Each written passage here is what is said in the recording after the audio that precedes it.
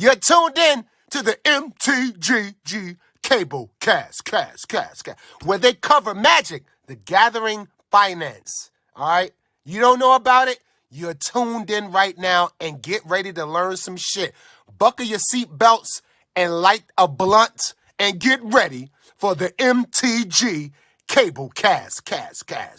Starring Reptar and Thirsty, them onion head motherfuckers.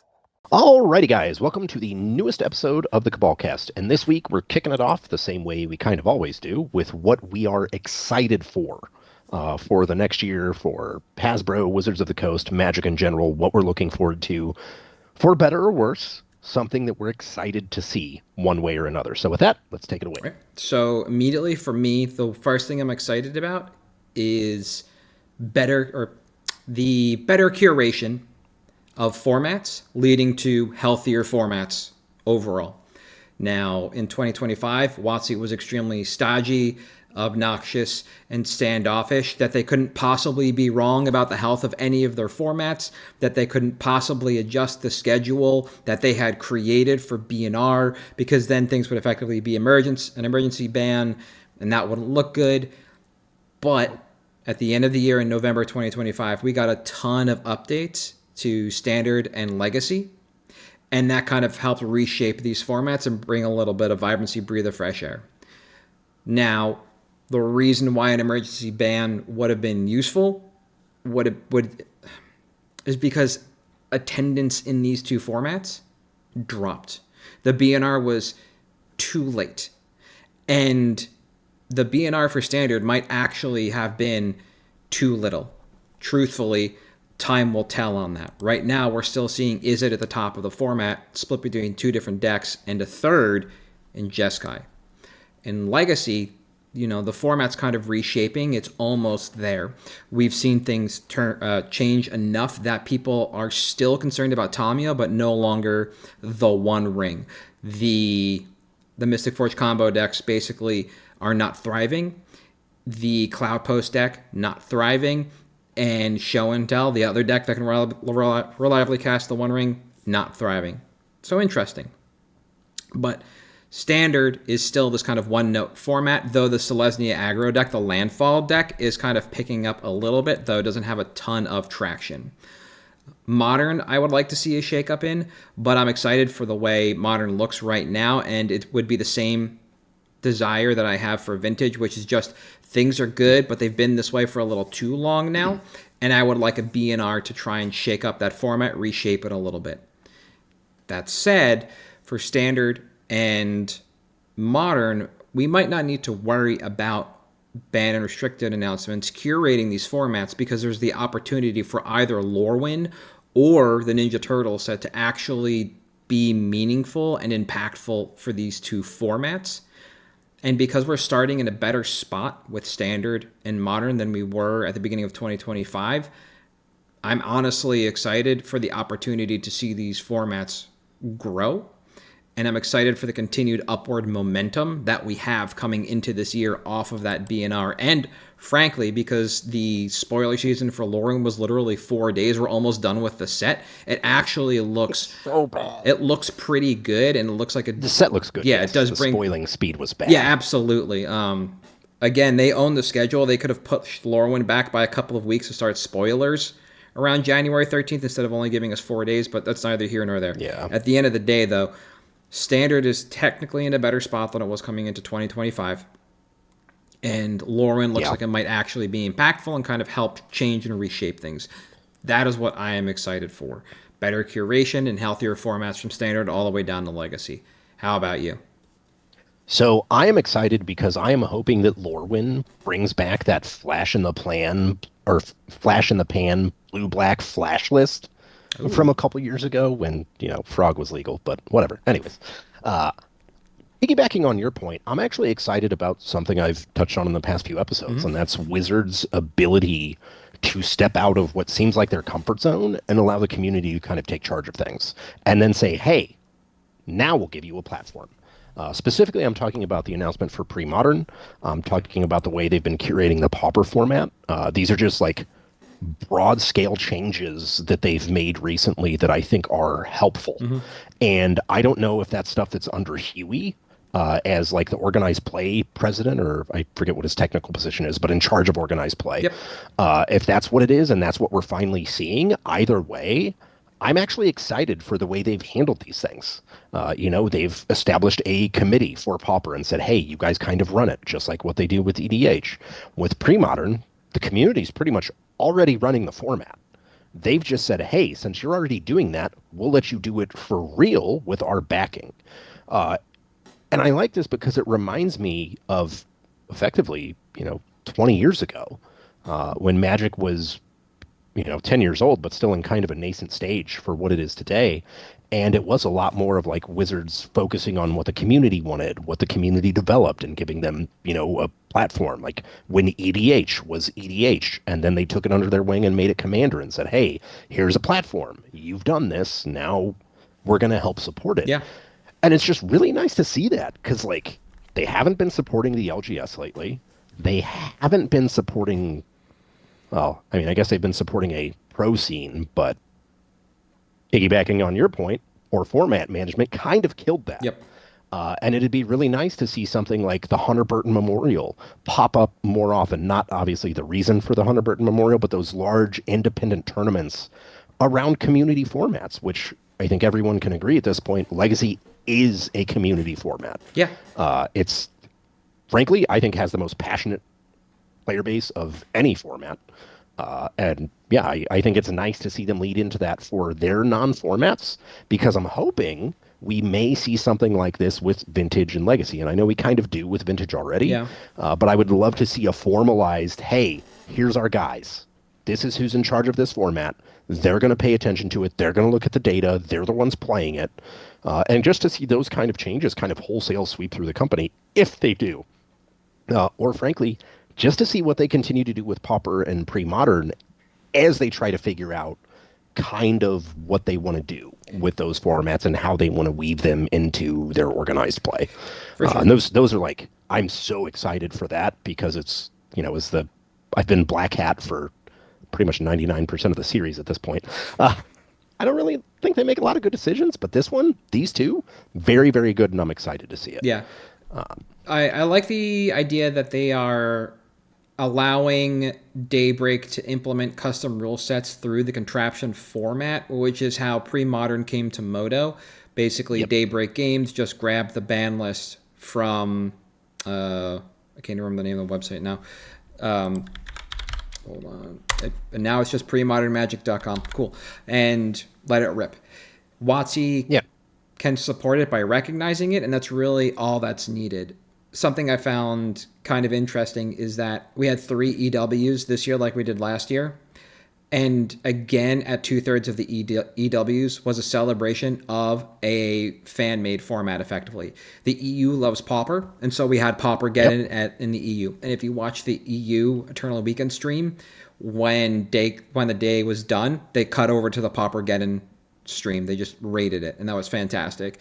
In North America, we have Old School and Pre-Modern as celebratory events here. Japan, I don't know if they did anything extra. My guys that were there were just there to play the mains, not sides. So I don't really know about that, and it was kind of difficult to dig through the Japanese events to find out. But it would be nice to see WotC kind of lean in to Pre-Modern like they did Pauper. The only issue I see with this is that they can reprint cards into Pauper at any time they want, just by downshifting them in rarity. They can't do that with Pre-Modern because you would have to reprint them in a product. And short of commander decks, we don't really have a good way to do that unless the card is viable in Standard and they want to run it back. A good for instances are Opt and Impulse. Yeah. I think if they're not in Standard right now, both of them, then they were in Standard previously. Sleight of Hand as well, I think, is in Pre-Modern and might also be in Standard. So like we get a lot of this stuff that kind of cascades down around and through, and so WotC can reprint cards that are playable in Pre-Modern that way. All the Pain lands are dirt cheap because they've been reprinted through Standard and things like that. Duress is worth nothing because of this. and it's a good way to kind of do it. Yeah, and I think especially the nice thing about pre-modern is that relatively few decks are gate kept behind the reserve list. It's pretty Yeah. much LED, Cradle, and Mox Diamond. I feel like are the big expensive ones. Yeah. People are making other cards worth money because, like, I haven't been curmudgeonly. I've just been very vocal about how I feel about the format to you and some other players. And because of the ban list that we have compared to the extended ban list, Fast Mana and Ancient Tomb, City of Traders, Serra Sanctum are powering out some other extremely powerful cards. Yeah. And at least City of Traders and Sanctum are both on the reserve list, and True. yeah, getting a push because of that. The recent pop in Dreadnought, like Phyrexian Dreadnought, is because of the Dreadnought list. But that in particular, just like Serra Sanctum, is a reserve list card that doesn't really do anything Outside of like that deck. Exactly. And financially, it doesn't do anything because it's just that deck. Exactly. Like the only reason I bought a Serra Sanctum was because it was a purchase of opportunity, not because I needed it or wanted it really. It's like, well, I have all three now: the Academy, the Sanctum, and the Cradle. Cool. Yeah. Urza Saga is here, but then I think Grim Monolith is still legal. It might be. I don't know. I have to double check. Okay, I thought it was banned, but if it's still legal, yeah, that's another one that's cost prohibitive. But the majority of the way people are choosing to engage with this format is not through the reserve list. I have a gauntlet. I'm pointing over here to my right. Grim Monolith is banned, just like Force of Will. Sag. There we go. We might need Force of Will back if they don't want to change other things. But like, I think that might be, if you're not going to take off Tide. Sorry, this is a tangent. If you're not going to take off Tide, you have to bring Foul back. Yeah. So like, it's Goblins, Madness, Wake, and Tog. Yeah. The only reserve list card that is in that box across all four of those decks is a single Intuition, because it is okay in certain builds of Madness or Tog or Wake. And right now, I don't think it's in any of those decks. I just have like a maybe board for all those decks of like 50 cards total that has an Intuition in it. That's the only reserve list card that's in that box. Like, nothing is, like, there's no single reserve list card that's gatekeeping me from playing this format, to your point. You don't need it. And even if there are certain reserve list cards, you can gold border them. Most places allow gold border. So that also helps keep the price down on this stuff, which is, kind of another push for another gold border or anthology, not whatever we want to call 30th anniversary.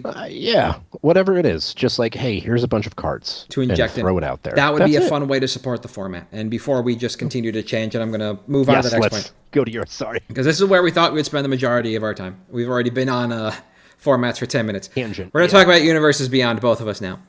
So for me, what I'm excited for in 2026 is what I think is going to be an outcome to the experiment of whether or not full Universes Beyond sets are actually viable from a play standpoint.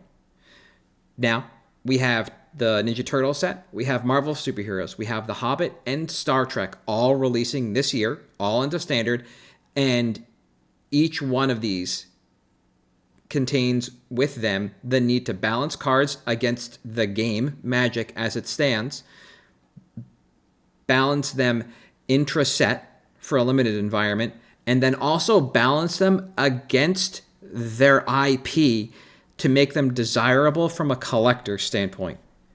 We've seen the ups and downs of full Universes Beyond sets from a play standpoint, but the lasting effects have been notably disappointing. Lord of the Rings cards, they heavily impacted all formats, and we are honestly still exploring them. And if you think, well, what about Vintage? Fourth Earlingus is just tearing up that format right now. That's one of the pillars of Luris. Troll of Khazad Dûn, fantastic. Legacy, they had to ban a bunch of stuff. One Ring, blah. Bowmasters, you got it. Final Fantasy brought us, realistically, when it comes to constructed, Vivi and Tifa, both of which are impacting standard. Vivi not so much anymore because it's been banned. Fair, Tifa is in the Celestia aggro list I mentioned in the first part of the show. Spider-Man brought us, and now Avatar has hit standard, and with that set came with it the Is It Lessons and Badger Mole Cub, right? They're all heaters in their own right, but limited in quantity in terms of like the number of good cards that came out of these sets. so much time and money are spent on these UBs to have such minimal an impact on constructed, like just outside of the Is It Rain. Like everything that came through these sets that was in Is It just reigned supreme. And if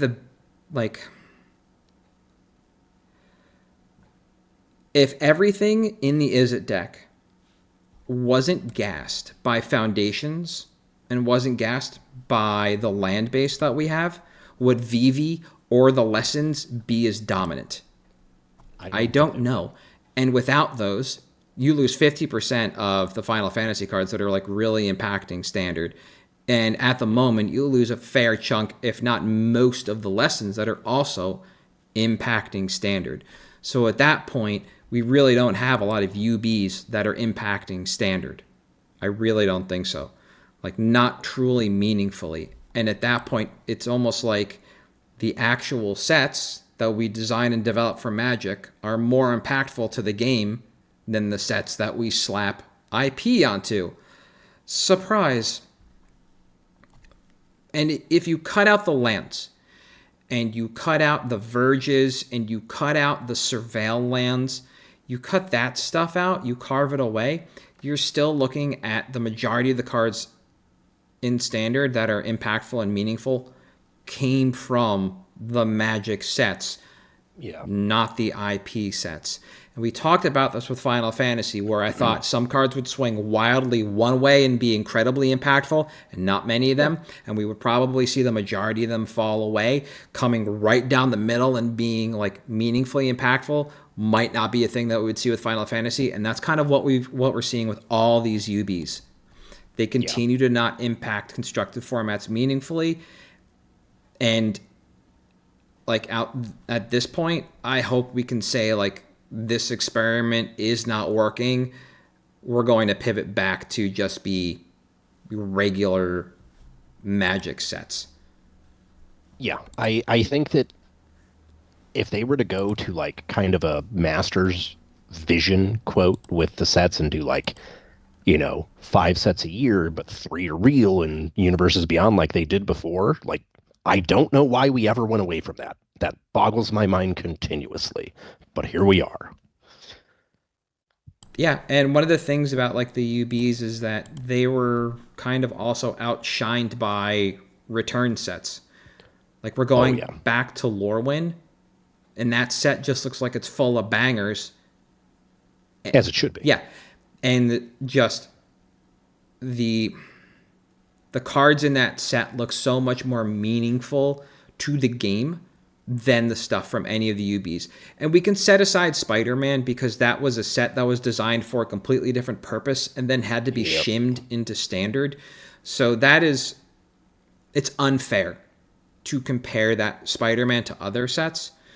I maintain at one point they said it was going to be a direct to modern set. And even then, the power level of these cards are not for modern, so I don't know what it's supposed to do.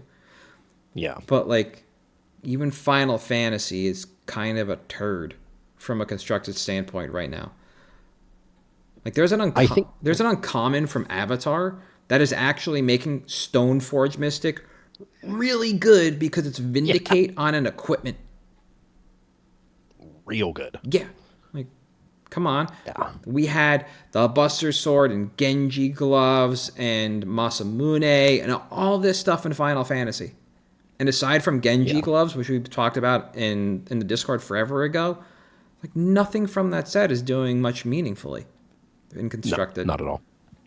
So, like, I'm hoping this is kind of the year where we ring the bell on UBs and like that's it, we close down. Yeah, I would love to see a change with them, and I think you're right. It's the interesting thing or as far as like the Magic sets are just better for the game. I've long felt that the Universes Beyond since Lord of the Rings were basically like a cash grab to try to get people who are investing in like Pokemon and sports cards and all this stuff to kind of buy in. And I'm wondering if that could be part of why the design is so disparate between the two. Because you're right, outside of like one or two cards from each of these sets that warp the game, like Vivi, Yeah. there's really not a lot of impact in these. It's there, it's cool, but there's not much substance to it. It's mostly like dust on the shelf. You know, there was good stuff here, but it's gone now. Yeah. And what you get is this IP instead. And yeah, I'm looking forward to that for different reasons. Yes. But it is something that I am excited to see come to a head. I'm sorry, did you have anything else before I start? No, I know I'm going to end my part being a downer on Universes Beyond, but it's purely from the constructed standpoint and the fact that it's just not, like, they haven't been impactful. I'm not trying to be stodgy about skinning the game this way. I understand why they're doing it and why this is the appropriate way to do it. I think there are other ways. Hopefully they were discussed and it was decided that they weren't a better way to do it. I'm okay with that. But, like, I don't want to buy cards because... just because they're pieces of art. I would like them to actually impact the game. Yeah, that we all play. Like, if I want to buy the art, I can buy the art. I can, like, the prints are out there. I could go to the artist for the art. RK Post has a million of everything you could ever want on his site, I promise. Yeah. There's plenty of opportunity. Yeah, but like the Rob Alexander... John Avon, like, you name it. Yeah. You know, it's all out there. So, like, I want them to just be good cards themselves. That's it. No. You're coming at UBs from a positive standpoint, though. I am, which again is really out of character for me. But I'm actually specifically excited about the Star Trek Universes Beyond. There's a couple reasons. First off, I love Star Trek. And second, I'm really curious to see what they do with the design of this set. It's the first, like, Universes Beyond where we've kind of had an in-universe setting for it already, because we did have Edge of Eternities in space, so we got kind of exposed to it, which does give them an opportunity to do something new with a Universes Beyond set and try to tie its identity to a different set that is in-universe. And I think from a design perspective, I am excited for that. I am also excited because I think of all of the IPs that they have used for Universes Beyond, the two best in terms of like a template were Lord of the Rings and Star Trek. And the reason for that is Lord of the Rings has had like 4 or 5 card games at this point. Yes, sir. Some of which were more successful than others, none of which lasted too terribly long. But Star Trek actually had one of the most successful TCGs in the 90s that wasn't Magic or Star Wars or Pokemon at the very end of the decade. And it was designed by Decipher. And it was designed around the same time Magic was. There was a lot of philosophy shared between the two games. And I'm really interested to see if they actually take some design cues from the Decipher game in terms of power level and interaction and how well they can like tie a bow on the product neatly together. Because I think that this is to kind of piggyback on your point, I think we're kind of at the end of the road for Universes Beyond, where people are kind of fed up with it. It's not just old curmudgeons like you and I. There's plenty of new people getting into the game that are also, hey man, just not for me. Like, this is cool, but I don't want this in my game. And if the licensing fees keep piling up, if sales numbers keep doing as poorly as Avatar and Spider-Man did after the success of Lord of the Rings, I don't think there's going to be any option other than to say, we need to change things. And I'm somewhat excited because I think if that happens, it obviously waits till the end of the year. And I believe Star Trek was the last Universes Beyond. So if it was announced for the year, sorry. And if that's the one they end on, and then we have this solution, and we see this is with all of the design potential of any IP we've ever had, with all the ability to tie in, with all of the mistakes we've made with these sets over the last 4 or 5 years, can we fix them? Because I really think we are coming to that point. And for something like this is an IP that obviously isn't going to make as much money as Lord of the Rings, especially because a lot of its fan base is a little bit older and maybe out of Magic completely. But I'm excited design-wise, game-wise, to see what they're going to do with this.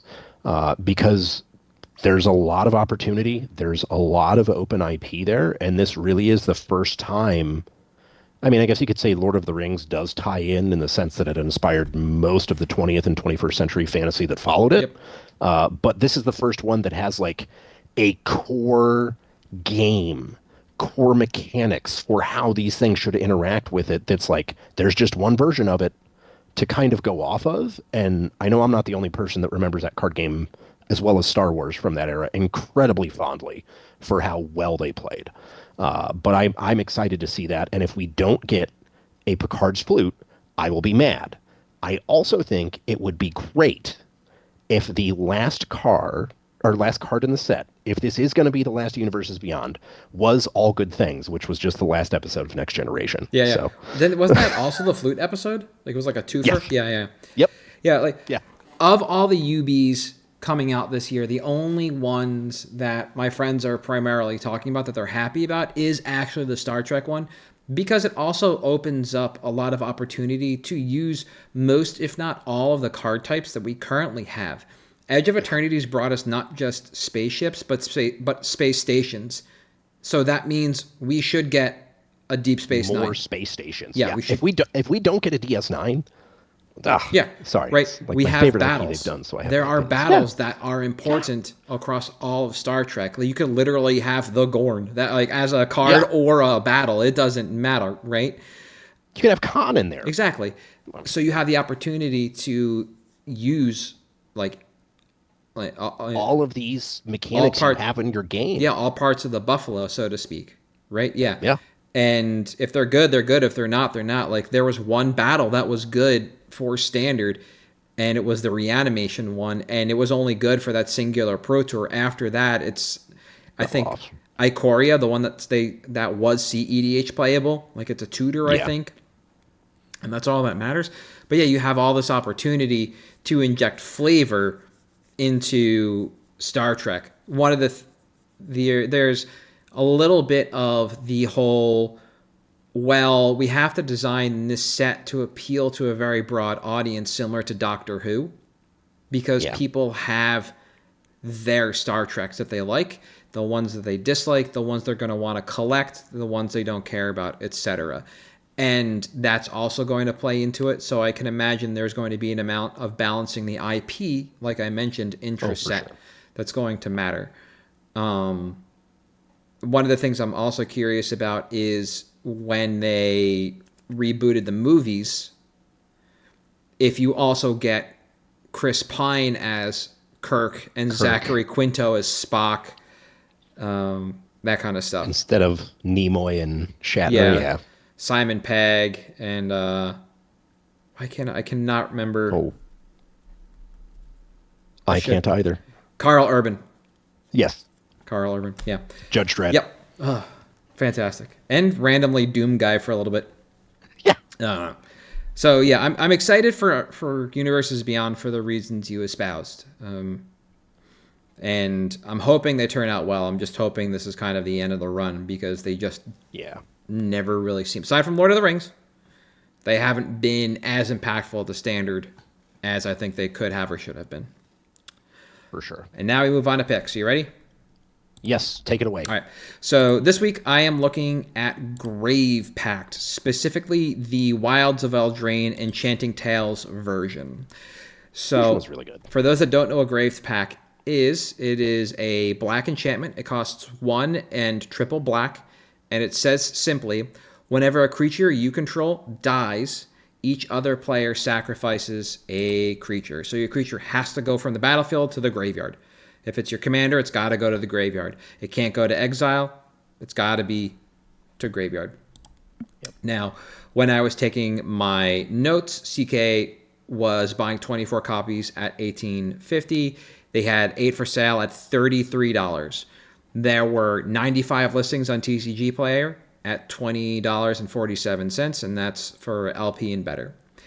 When I added this to my list in the middle of September of 2025, CK was buying I didn't have data for CK for some reason. It just wasn't there for the Enchanting Tales.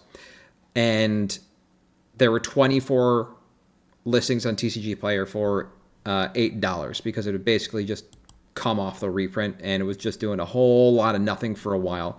I'll go back to stocks, and you can see it was just a frozen rope for a while, just sitting here. So it just took a little while for people to nibble from the market. As of recording, CK is still buying 24 copies for 1850. So we haven't seen a whole lot of movement, but it's also like a day or two after I took my notes. However, there are 10 fewer listings on TCG Player. So we are seeing demand. Now, when it comes to commander playability on the whole, we basically are looking at symmetry through mutually assured destruction with a side of combo. So when my creature dies, so do yours. And generally speaking, I like it when my creatures die. That's why I play Grave Pack. Yep. Now, Grave Pack seems to kind of fall into one of two camps from a playability standpoint. You have control decks and you have combo decks, though there is a pretty wide berth on the control side, just of note. Combo decks are basically just looking to run an Aristocrats style plan of sacrificing everything off the board to nug people out, or Chatterfang. That's it. Aristocrats or Chatterfang. Chatterfang. Yeah, that's what we're looking at. Yep. Control, on the other hand, can be something as, and I'll put the word simple in quotes here, as simple as Marin of Clan Nel Toth. That will look to utilize Marin's experience counter and that mechanic to return cards from graveyard to hand, and thus you can kind of negate the impact of Grave Pact. And then from Marin, we move all the way through to something like the Scarab God and Marchesa the Black Rose, where you actually want to play a bit of a controlling game and generate incremental value by returning the creature that died back to play or your hand directly. So you want to be playing something, and I'll mention this in a little bit, like symmetrical sacrifice effects. So we used to call them like innocent blood effects. The card Innocent Blood is a sorcery that costs 1 black. It says each player sacrifices a creature. So the entire table sacrifices a creature, including me. Then Graves Pack triggers. Oh, no. Exactly. And now you all sacrifice a second creature. Awesome. Like, that kind of stuff is not overly prevalent inside the game, but that's kind of what these control decks are looking to do. That's why I said mutually assured destruction up top. Now, Grave Pact is a bit unsavory at rather casual tables because it does cut off slower creature-based strategies with ruthless efficiency. Jesus, alliteration is hard. Decks that want to be playing like 1 or 2 creatures a turn because they cost a lot or because they're just super casual, Grave Pact just runs roughshod over them. Grave Pack and Fleshbag Marauder, don't mind if I do. That's the kind of stuff we really want to be doing here. You know, so that kind of makes this a feels bad card for those slower commander players, those slower pods. But the less casual commander players and kitchen table players absorb quantity of Grave Pact every time there's a reprint. So Grave Pact remains a staple for players that want to take a softer stance on controlling a board while offering a combo finish in other decks. It's an extremely powerful effect. It is ruthlessly efficient. It plays in a number of ways. And to my knowledge, it only has 2 functional reprints in Butcher of Malakir, which has the exact same text as this, and Dictate of Erebos, which also has the same text as this. Yeah. And I want to give an honorable mention to Martyr's Bond. Love that card. Because Martyr's Bond is like the mono white version. It costs like 8. I think it's 6 and 2 white, but it's so bad. It is. It's parallel on the sacrifice effect, but it has to be the same type. So if I pop a Chromatic Star, now everybody has to sacrifice an artifact. If I crack a fetch land, now everybody has to sacrifice a land. We're like, you want to talk about ruthlessly efficient? Martyr's Bond. Wow. Quickly, timeline on this. There were 136 copies when I took my notes, and the only people that had more than 4 was a vendor on page 1 that had 11 copies with that cost $21 with $3.50 shipping. So we were already seeing a $24 card up from the market price of what was purported to be $20. Now, the Enchanting Tales version Sells generally about 5 copies a day. So we're going to sell through everything, that the 136 copies, in about 3 months. Each copy or each version of Grave Pact is actually heading towards 0 quantity fairly quietly. So if this version in particular were to pop up on stocks, that would almost likely trigger a run on this, and then we're headed to the moon. This, as far as I could tell when I was going through printings, had the largest number of copies available on TCG Player, probably by about 2x from the next one. So with a narrow margin for profit via credit to buy lists, now isn't actually the best time to move these directly, but we should see continued lift in buy list numbers over time, which makes buy lists a safe out if you don't want to flip back into TCG Player. Reprint equity on this. Now, we have been getting a reprint of Grave Pact in supplementals of all sorts about every 4 or 5 years. So we shouldn't see another reprint for another 2-ish years.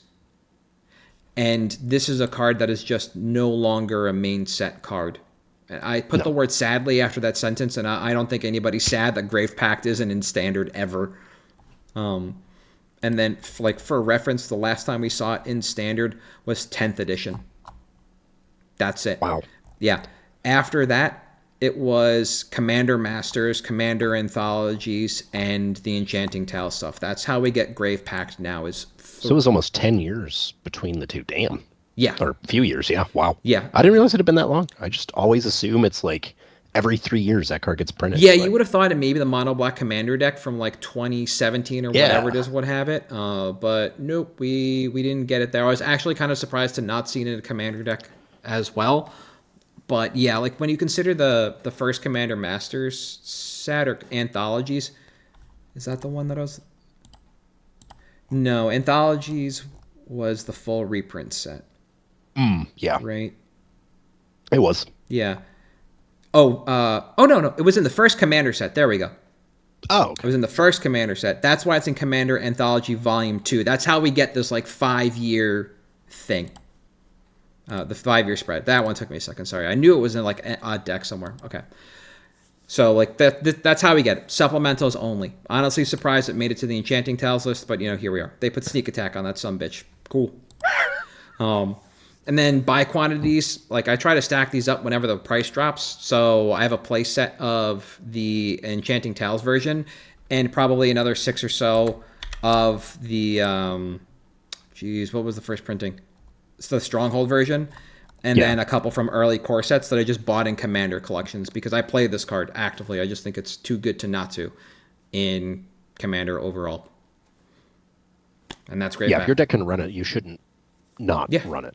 Like if you're able to afford the black pips. I love this stuff because this is, Grave Pact's a card that I've always got an eye on to pick up, like to even out a trade or even out a buy or whatever, just because it is such a powerful, impactful card that really relies on an archetype that Wizards seems happy to feed cards to in terms of aristocrats. Yep. Like I feel like every few years we just get like an aristocrat set, usually granted, Duskmorn, something like that, but we still get it pretty frequently. So I think this is just not short-term, although obviously drying up is great. I think long-term, this is just one that it's pretty reprint-proof. We've reprinted every 5 years and not in small quantities, and we're still at 20 plus. So yeah, and that's the thing is like, if this cycle continues, Enchanting Tales came out last year, I think. So we have another 4 years. Yeah, so we have another 2 years on a card that is heading towards 0 stock. Yeah. So easy up. All right. Very.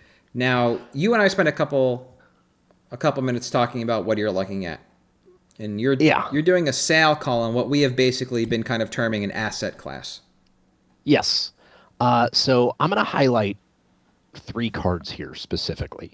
And this is, again, more of a market trend type of thing, and that is I'm going to Yavimaya Hollow Foil, Sylvan Safekeeper Judgment Foil, Powder Keg, original printing foil, not the rewards version, which did circumvent the reserve list. Yes, it did. Oops. It would be so nice if that still existed as an exception. Anyways, the reason I'm highlighting these is a topic I've talked about the past few episodes, and that's pre-modern. So I was big fan of star foils for a very long time, built the star foil sets. Great. Obviously, part of my obsession with pre-modern and middle school before that was the fact that I get to play star foils. Now, the reason I am highlighting these 3 cards is for 3 very different reasons. Yavimaya Hollow is a reserve list foil that is pre-modern era, but doesn't really see play. Sylvan Safekeeper is a non-reserved list foil that only has 1 pre-modern border printing in foil. And Powder Keg is a reserved list foil that sees play and had a promotional foil. So there is an extra way to get it. And what I'm highlighting here is basically the opportunity for you to convert something like a Yavimaya Hollow, which has been steadily at 500 foils since post-pandemic surging, into something like a Sylvan Safekeeper or a Powder Keg, because those are things that Powder Keg, obviously reserve list, will continue to go up. Yavimaya Hollow's probably not seeing much more adoption than it already has. Yeah. So you can move that into something like a Sylvan Safekeeper, which LP is like 350, I think you said now on TCG, and near mint is 5K. So whatever, it's like a $500 card probably. But it's a good way to convert into those, especially because as pre-modern picks up steam and more of these cards start showing up on MTG stocks and other websites for their financial gains, it's important to pay attention, as we always say, why is this happening? Is this real? Something like Sylvan Safekeeper obviously spiking from one day to the next, 1,500% in price is not realistic. But seeing something have a 20 to 30%, or I think meddling mages, even the non-foils, are like 30 plus now. Just to try to pay attention to some of this stuff, because there is a lot of noise out there about pre-modern, especially about old school, all of those formats. And try to weed in when you see these. Look at deck lists. What's real, what's happening, talk to your locals, because cards like Yavimaya Hollow, cards like Treachery, those are shelf turds. And yeah, Sylvan Safekeeper Judgment Foil is also a shelf turd. Urza's Destiny Foil Powder Keg is also a shelf turd. But those are shelf turds with significantly more liquidity than a Nether Void, an Abyss, a Yavimaya Hollow, a Judge Promo Cradle. All of those things are just much better at this point if I'm a store to turn into something that my community is probably getting into and has more liquidity. An example you said was that Palinchron that's been sitting there forever. Yep. I'd much rather, because Palinchron is just an EDH card at this point, and cube. Same as Yavimaya Hollow. It's a cube, an EDH card. Those high-end markets aren't the markets where we're seeing liquidity. And they were for a very long time. Your cube, your EDH players, absolutely. Will drop 2K on a Soul Ring because I want it for my EDH deck. Those people aren't around anymore. And they've started shifting into things like pre-modern, old school, middle school, or whatever formats. Even I know some people that have built old extended era gauntlets just so they can mess around with it. And this is a shift you're starting to see, and the important thing is to obviously weed out the noise, such as the reserve list stuff that is not actually playable in these formats, whereas Powder Keg is. And just basically wanted to highlight that and say, hey, there's a lot of opportunity here, because it's not just reserve list cards, because Sylvan Safekeeper, the Judgment Foil, effectively is reserve list. Correct. It's also probably just no way not the most desirable version of that card for pre-modern. So for those that don't know, the reason why Sylvan Safekeeper, Meddling Mage, Avalanche Riders, they are effectively reserve list just from an art standpoint is because these were invitational cards that have a person's likeness on it. Shadow Mage Infiltrator, Void Mage Prodigy, Yep. So like we're going back to now with Worlds winners, how their likeness is placed on cards. There was an invitational, and this is how you hit these. So to your point, the reprints of Sylvan Safekeeper, the first one that came out in Commander 2014 or Commander Anthology, whichever one it was, no longer has the likeness of Ollie Raid on it. And so for that reason, this one is more desirable. Same with Shadow Mage Infiltrator, with any number of those invitational cards that people were able to design. And this is also something that, frankly, most of the people that are playing this remember Ollie winning the event. They remember him designing this card. We remember when John Finkel was on Shadow Mage Infiltrator, and we were like, "This is the best card ever." And so this does have liquidity, desirability, all these things there that can just make a huge difference if you can weed the noise out. So I just wanted to highlight that, point it out as something that is going on, and there is a little bit more noise around it than I think there needs to be, because, obviously the parallaxes are pre-modern foils for better or worse, and they had a price point from EDH. That's a prime example of a card that spiked because of pre-modern, but was eternally an EDH foil before that, similar to Sylvan Safekeeper. Yeah. Dissimilar to Yavimaya Hollow. So just wanted to point that out as something that people should probably look out for as time goes on and we get more of these announcements from Wizards and we see what exactly is going on with pre-modern as a format. If it's not just Moto, if we're going to start, hey, you know what? Sanction an FNM if you want to. Yeah.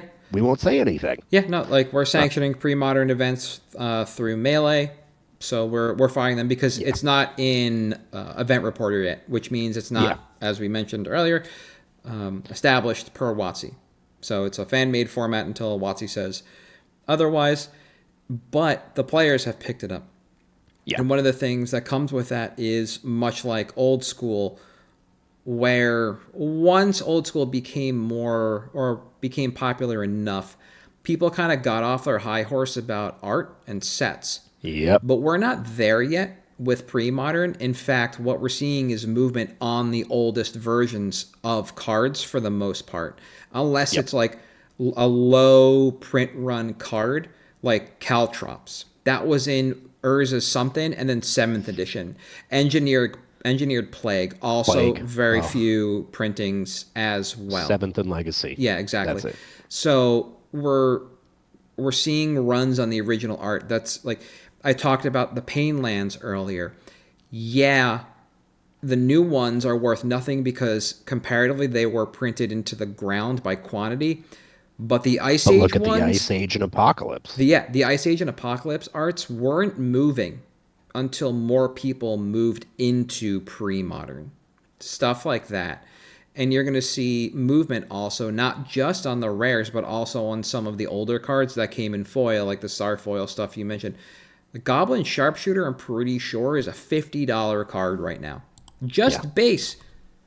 But that had nothing to do with pre-modern. Is it going to keep going up if the Goblin deck does well?